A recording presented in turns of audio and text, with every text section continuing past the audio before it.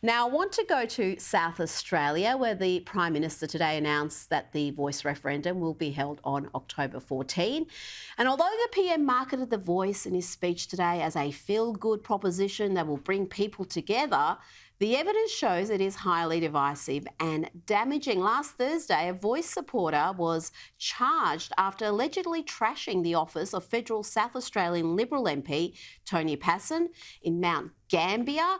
The attacker declared the No campaign is BS, and he allegedly verbally abused female staff in front of a 15-year-old work experience student. So much for the tolerant left. Joining me to discuss this and more is Liberal MP Tony Pasin. Tony, welcome. Tell us about this incident and how it has impacted your staff.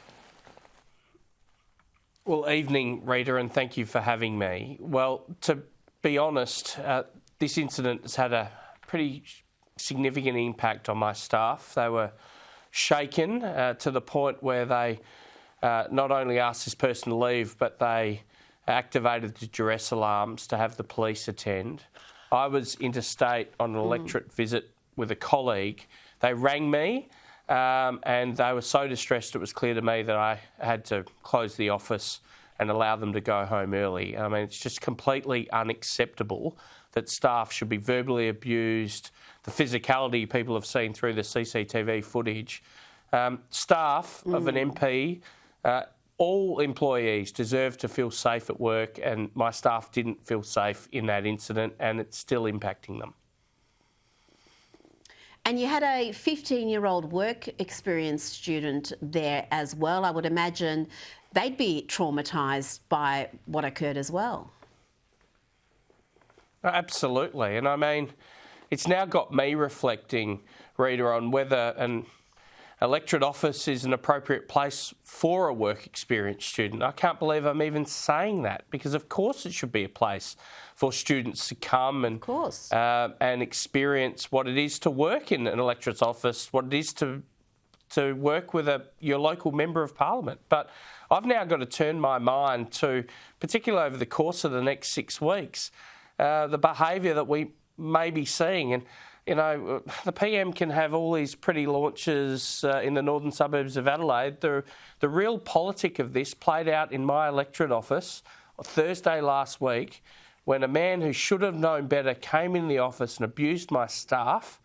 And this is just indicative of the division we're feeling out in everyday Australia. Now, just quickly, are no voters in your community worried about publicly opposing the referendum? The polls tell us the no vote is ahead, but certainly here in Melbourne, you see yes signs in people's houses and business. You don't see no signs, and I have heard it suggested that the no voters are scared to publicly announce their opposition to the referendum in case there's retaliation from yes supporters. Well, I could understand why people might be feeling that way. I mean, I thought we'd left this kind of politics behind when I watched my good friend and colleague subjected to it, Nicole Flint, in the 2019 campaign, but it's now entered the electorate office. So you can imagine what people are feeling like, attending a polling booth on this day. Look, it's deeply disappointing, but Rita, I think there'll be a high degree of what I call shy conservatives who will keep their views to themselves but enter the sanctity of the ballot box, express their view and leave. I just want to make one call out though. I mean, what I saw via the footage from my electorate office last Thursday is completely unacceptable, and we need to make sure this debate, which is an important one that we need to have, it's a very significant question, but it needs to be respectful. And I really hope that the Yes campaigners call this behaviour out so that it acts as a general deterrent for others. We need a respectful debate, and we need to ensure that everyone engaged in that debate is treated respectfully.